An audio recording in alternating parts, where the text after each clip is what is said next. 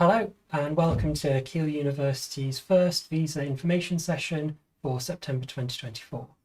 My name is Hugo, I work in the international recruitment team, and today we're going to be talking to you about your visa application, what you need to do first, your next steps from where you currently are, and any useful tips that we can give you to help make the process easier.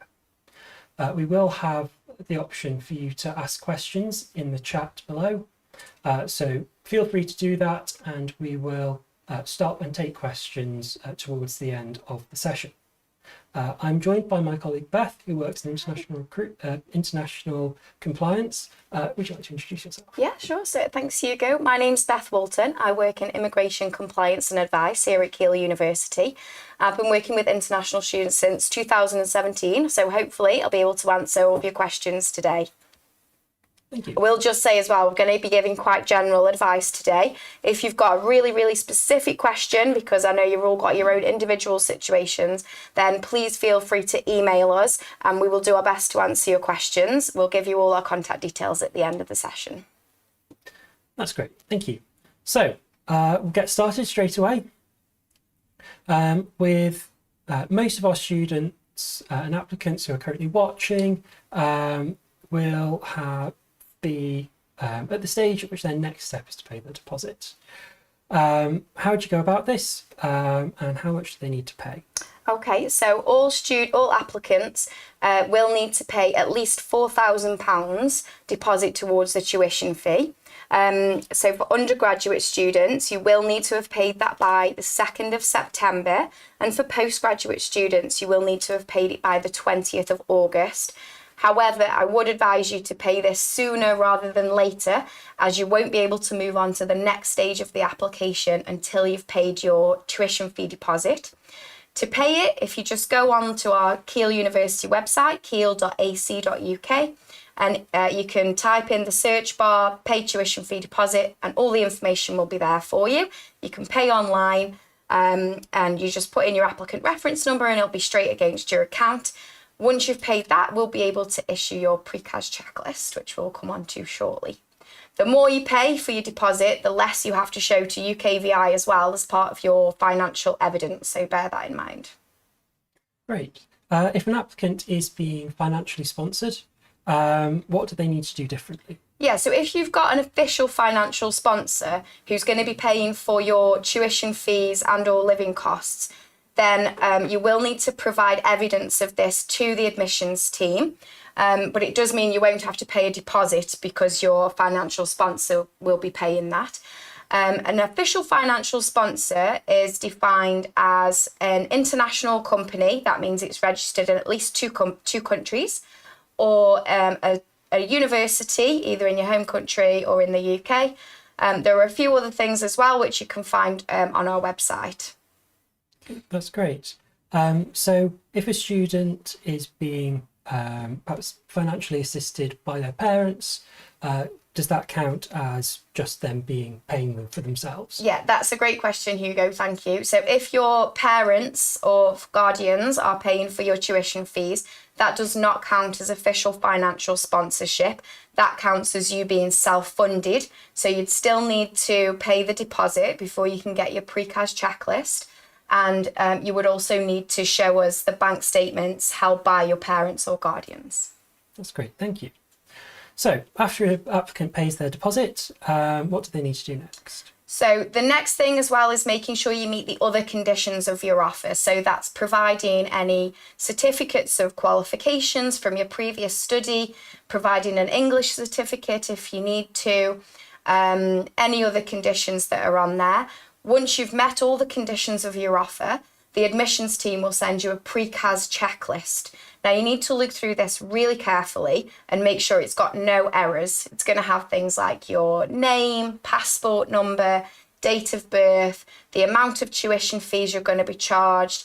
If you've got any scholarship, that will be on there as well. And all the evidence that you're going to have to provide with your application, that will also be listed on there. So you'll need to check that through really carefully and then reply to the email to confirm either, yep, everything is good, or actually maybe something needs amending. So make sure you make that clear to us. Along with that reply, you will also need to send evidence of your finances. So this is if you are self-funding, either you, your parents or your guardians are going to be paying your tuition fees, you'll need to attach your bank statement to this reply to the pre-CAS checklist. Then my team will have a look at your bank statements and make sure that they meet the UKVI's requirements. Okay, that's great. Do applicants need to send their TB test certificate at this stage, or does that come later on? Yeah, you can attach that as well to the reply in the pre-CAS email. Okay, that's great. So once this happens, Keele will issue your CAS as long as everything is okay. But you do have to provide that financial evidence before. So we're going to talk a bit about what that financial evidence needs to look like. So what kinds of documents are you looking for from a student for this kind of thing? Yeah, so generally we're looking for either a bank statement that must be a personal bank statement. It can't be a business account. So if, say, your parents are paying your fees, it would need to be in their personal bank account, or if you're paying your own, it would be in your personal bank account. We do accept fixed deposit account slips as well. Also, some students do get an educational loan from their home country. If you are going to be relying on an educational loan, then please make sure it isn't just a personal loan, it must be specifically for education purposes, and that will be listed on your loan sanction letter. So generally the documents that I'm looking at are either bank statements or educational loan documents. Please make sure that if it's a bank statement or a loan statement, it's got your full name, preferably your date of birth so that we can guarantee that it is you. And then make sure that you've got the correct amount in your bank account so that we can make sure that your application is going to be accepted by UKVI. That's great. How do students calculate what they will need, or how much money they'll need to evidence in their bank statement? Yeah, so it is a really specific calculation that you need to do to work out how much money will need to be in your bank. So you've got your tuition fees for your first year of study, and you've got to show that you can support yourself while you're in the UK as well.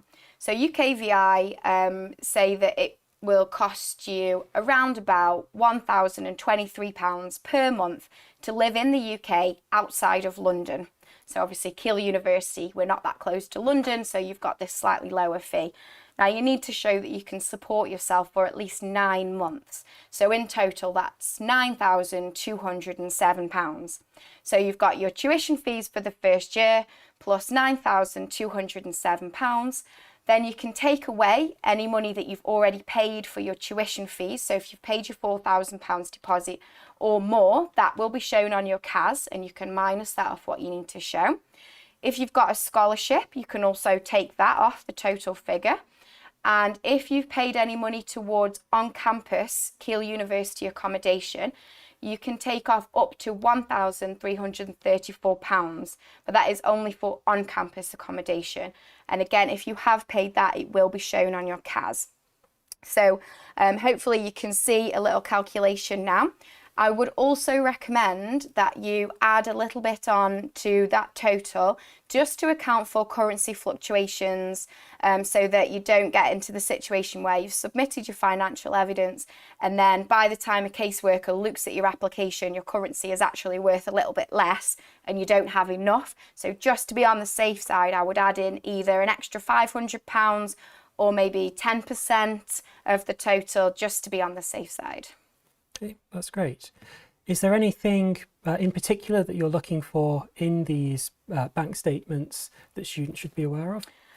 Yeah, so UKVI do tend to pick up on any large deposits. So if you're showing us a bank statement and let's say you've sold your car to help pay for your studies, which is perfectly legitimate, but then you've got this quite big payment into your account, be prepared that UKVI might want to see evidence of that car sale or whatever it is that you've sold, or maybe it was a gift from your dad So the UKVI might want to see evidence of where that's come from, so just be prepared for that as well. And our team might pick up on that and ask you so that you can be prepared.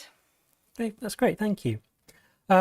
So we've touched on this a bit already, but if, for example, an applicant's money is being held in their parents' bank account, what do they need to do a bit differently? Yeah, so if your parent or guardian is going to be paying for your tuition fees as well as providing their bank statements, you'll also need to send us a letter from the person whose that bank statement belongs to, mum, dad, guardian, giving their full consent for you to use their money for your university tuition fees and living expenses. Please make sure that your parents include their contact details on this letter as well. It should be addressed to UKVI, and you will also need to provide your birth certificate or the document that proves that these people are your legal guardians. If these are not in English, you will need to get them translated officially too.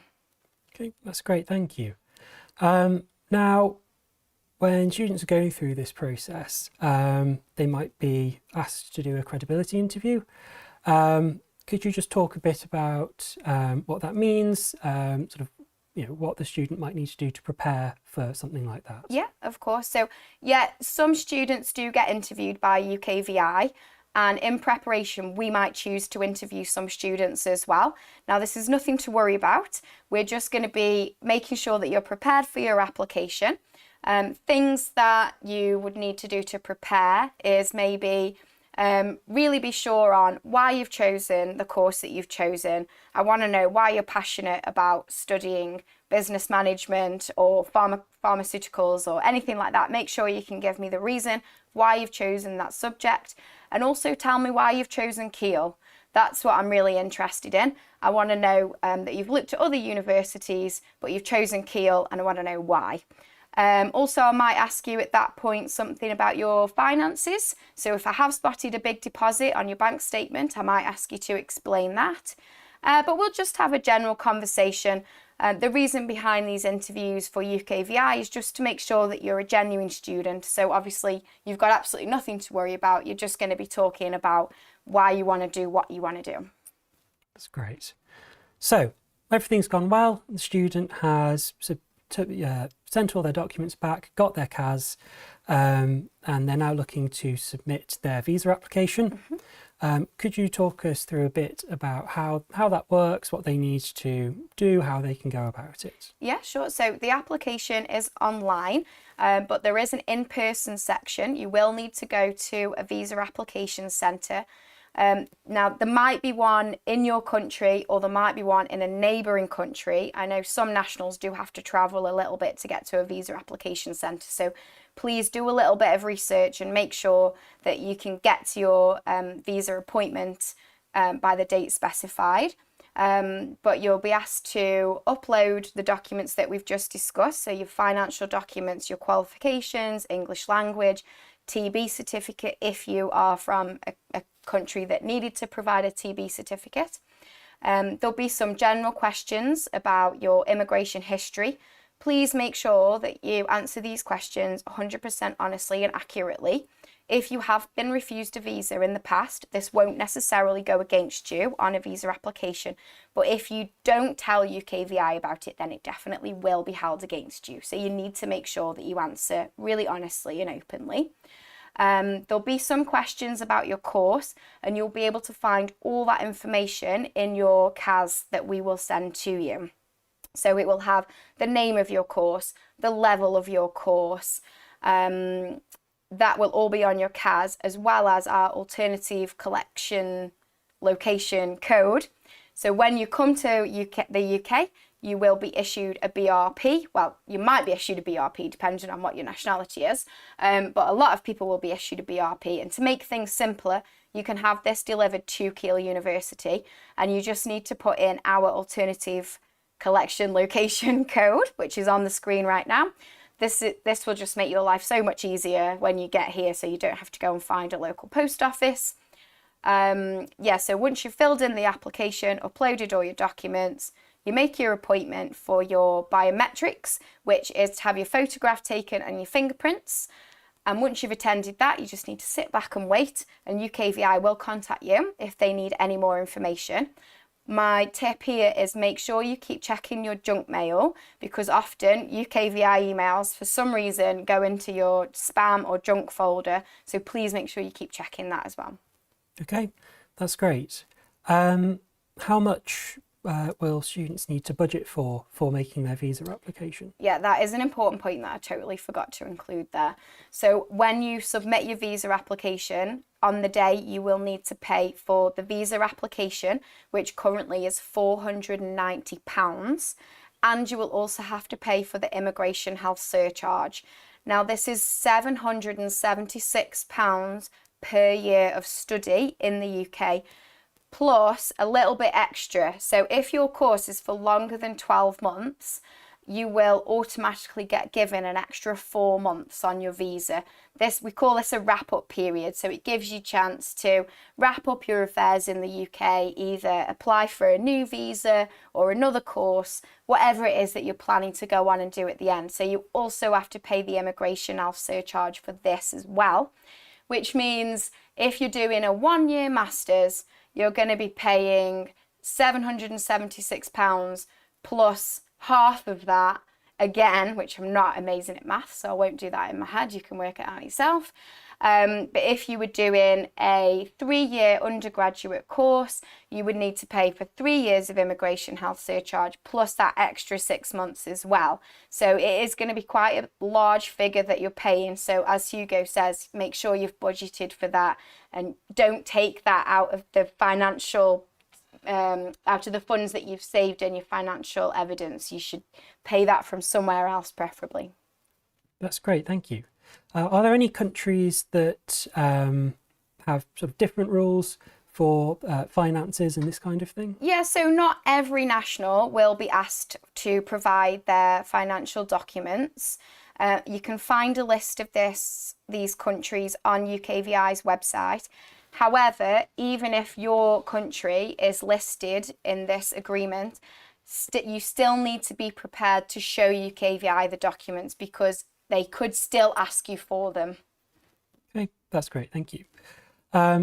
What are the common problems, do you think, that people sometimes encounter when they're making their visa application? Yeah, so I'd say forgetting to upload your documents is a big one. So maybe you forget to upload your TB certificate, or by the time you come to actually submit your application, maybe your financial documents are too old.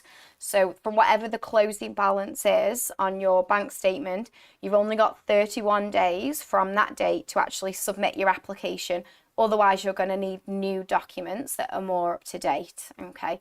Also, if UKVI can't verify your bank statement, we do get that quite often. So sometimes UKVI will contact your bank to say, is this a genuine bank statement? And if they can't get in touch with your bank, that can lead them to reject the statement. So it's a good idea to make sure the contact details for your local branch are on your bank statement.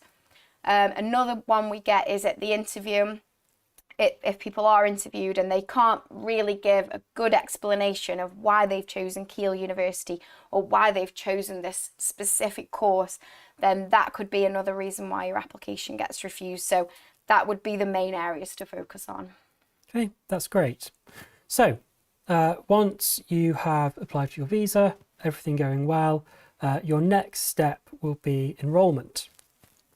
So could you sort of tell us how that process works, perhaps beginning with online enrolment? Yeah, so we do have 2 steps to the enrolment process. The first is online, where you will fill in all your contact details, your emergency contact details, make sure that all the information we've got on you is correct, and you'll be asked to set up some security questions, things like that. So you can do that from your home country, or you can do it once you arrive, but you will need to do it before you come and meet my team in person. So that's the second part of enrolment, is you will bring all your documents, your passport, your certificates. If your BRP was delivered to a local post office, you'll need to bring that to us. You'll bring all them to my team. We'll have a chat with you, make sure again that we've got all your contact details correct. We'll just check your documents and we will take some copies of those.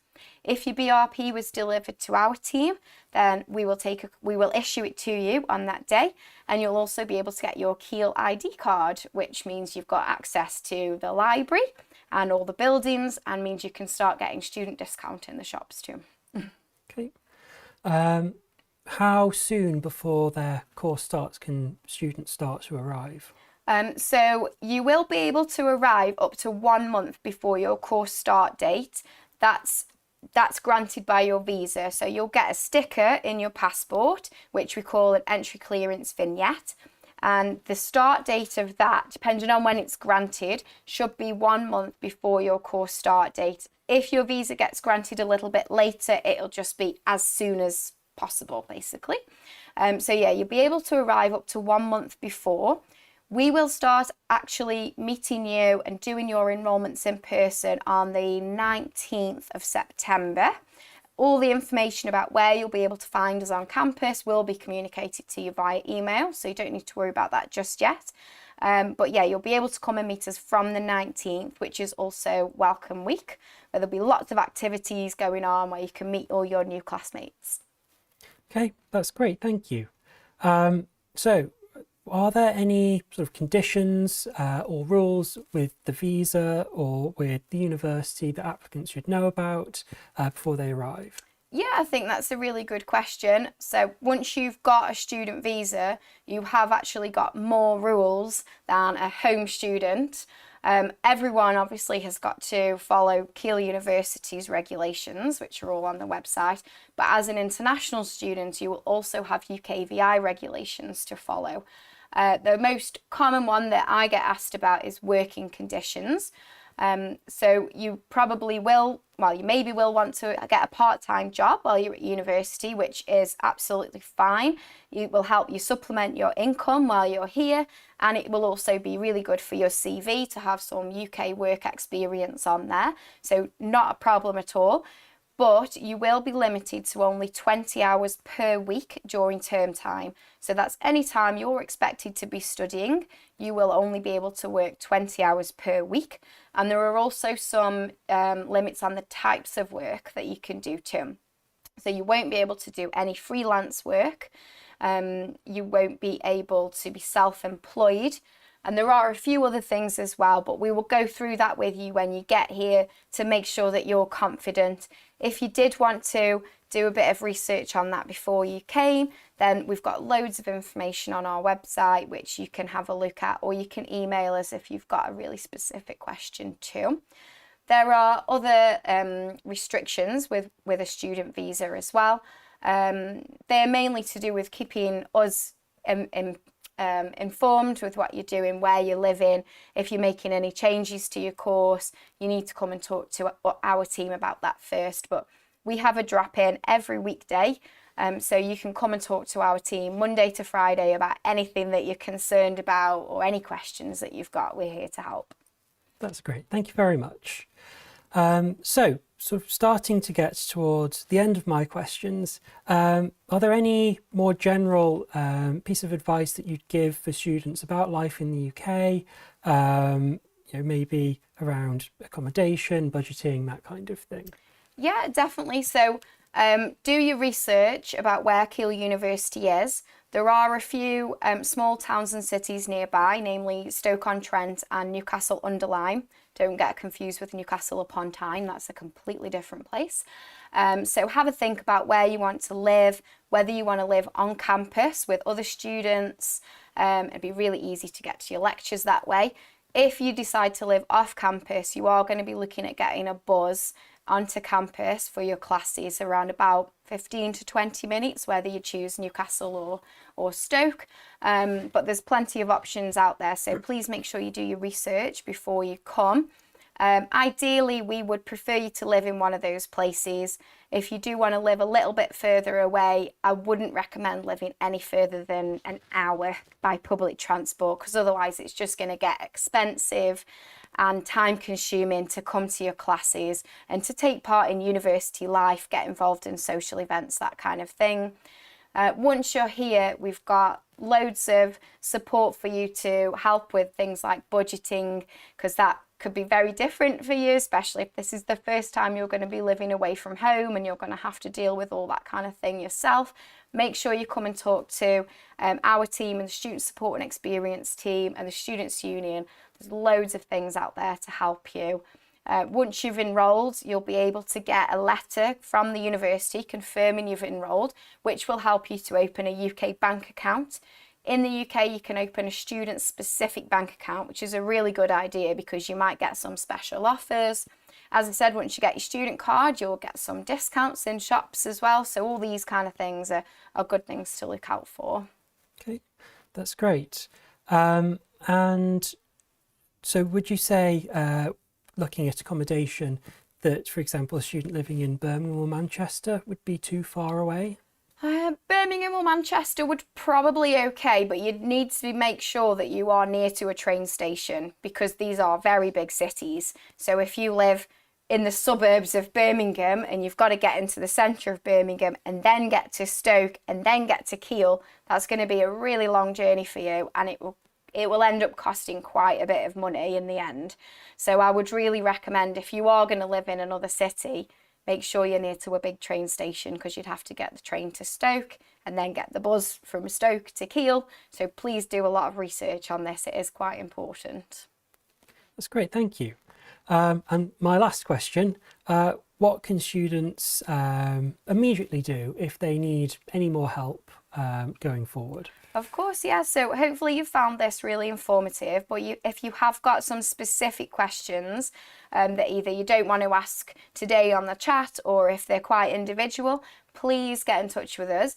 Our email address is visa@keele.ac.uk, and you can get in touch with us with questions about documents you need to prep, the actual application form, life in the UK, anything you're concerned about, please get in touch with us. We are here to help you. There's also our website, which we do update regularly. So you can check there for more information on what will be included in your CAS and what you need to provide to get a CAS and the actual application while you're filling that in, and a bit about what to expect from life in the UK. You can also see a couple of extra websites on the screen now. I would say the UKCISA website, UKCISA, is really, really useful. Please have a look at that. They have got so much information and advice for applicants and for students on their website. It really is an invaluable source.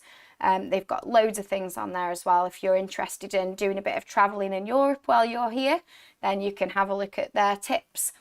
So definitely check out their website. And of course, the UK government website has also got a lot of information for you. That's great, thank you. So we've got a couple of questions in from people watching. Right. The first one is asking if there is a deposit that you have to pay before enrolment after the initial tuition fee deposit. So no, the initial tuition fee deposit is your first payment, and once you've paid that, you'll be able to get your CAS and you'll be able to enrol. However, quite soon after enrolment, you will have to pay your first instalment. Generally, students pay their tuition fees in 2 instalments. One is just after enrolment. Don't know the date off the top of my head, but it is in semester 1. And then the next one will be quite early into semester 2. That's great, thank you. And the second one is just asking you to touch again on how much money they need in their bank account when they're applying for their visa. I don't know if we could get the slide with the calculation back up. But yes, are you able to just give a quick refresh? Yeah, of course, it is quite complicated, so totally understand wanting to go over this again. So you've got your first year tuition fees, which will be listed on your CAS. Then you've got your maintenance funds, which is going to be £9,207 because you're showing UKVI that you can support yourself for the first 9 months of living in the UK. So tuition fee total plus £9,207, that's your basic figure. Then you can minus from that any tuition fee deposit that you've already paid to the university. Again, this will be listed on your CAS, so you can have a reference there. A quick note there, if you were going to pay some extra after your CAS has been issued, please let us know, because we can pass that information on to UKVI, so that again you haven't quite got to show as much. Any fees that you've paid can be deducted from this total. If you are going to be living on campus and you've paid some money towards your accommodation fees, then you can also deduct up to £1,334. Obviously, if you've only paid £1,000 towards your accommodation, you could only deduct £1,000. But if you've paid £2,000, you're at that maximum limit of £1,334. Then if you've been given any scholarship, you can also deduct that from the total. So you're getting to quite a big equation here now. And then, as I said before, I would advise you to just add a little bit extra on, just to account for currency fluctuations. So that might be £500, or you might want to add on 10% of this total that you've come to. Once you've sent us your finance documents, my team will check that you do meet the UKVI requirements. So if we feel you need to add a little bit more, or you've not saved the money for long enough, because that's the other thing, you do need to have had this money in your bank account for 28 days consecutively without the balance dropping below the minimum required. So that's another thing you need to bear in mind. Like I say, my team will happily check your finance documents and make any suggestions that we feel are necessary. Okay. And the last question I've got is asking if someone needs to take a UKVI IELTS or if an academic IELTS will be okay. So that will be specified on the conditions of your offer. The admissions team will be able to tell you exactly what they require. If you let them know what you've already got, then they'll be able to tell you whether that's okay and that meets the requirements, or whether they need you to do anything extra. Yes, I think I actually do know the answer to this question. But so if you have any IELTS at all, as long as it was taken in the last 2 years, that will be acceptable. It can be academic or it can be UKVI. It does not matter. So that is okay. We do accept high school English qualifications from a lot of countries. So do check on our website to see if your country is one of those, and you may not need to take an IELTS exam at all. Great, thanks for that, Hugo. You're very welcome. One more question is regarding health insurance coverage in the UK. So I imagine this would be covered by the immigration health surcharge. Yeah, that is a really good question. So thank you for the person who asked that. I did mention the immigration health surcharge earlier, which is the fee that you will have to pay, that is £776 per year, which I will just mention that does include a student discount. If you weren't a student, it would be even more than that. But what that gives you is access to the UK's National Health Service, which you will be able to access in the same way as a UK national once you're here, provided you've paid that immigration health surcharge, which means that if you need to go and see a doctor, if you become unwell, or touch wood, you won't need this, but if you needed to go to the accident emergency room because you've broken your arm, then that would all be free to you when you need it. The only things extra that you have to pay for is things like dentists and opticians, but Hugo and I have to pay for that as well, so you'd be treated exactly like a UK citizen if you're accessing any healthcare. If you wanted to take out extra medical or travel insurance yourself, obviously that is completely your prerogative, and I would advise you to do some research on that as well. But yeah, if you did need any healthcare while you're here, provided you're on a student visa, you will have paid the health surcharge and you'll be able to use the National Health Service. If you were coming, I mean, I don't know who's watching this, but if we've got some students who are only going to be coming for, say, 1 semester and they were on a visitor visa, you guys definitely would need to take out travel or medical insurance just in case you needed that while you were here. Okay, that's great. Thank you very much. We might have one more question coming in. No, actually, we don't. Okay. So that's good. Hopefully that means I've given you all the answers that you needed. Yes, absolutely.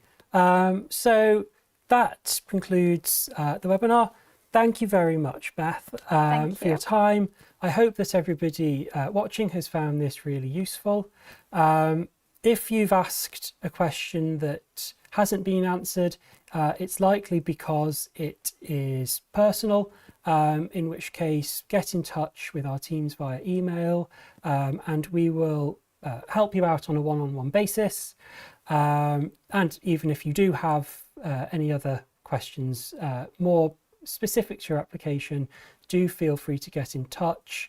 We have other virtual events coming up that might help answer them as well, but we are always contactable by email. And we're looking forward to meeting you in September. Absolutely. So thank you very much, and enjoy the rest of your days.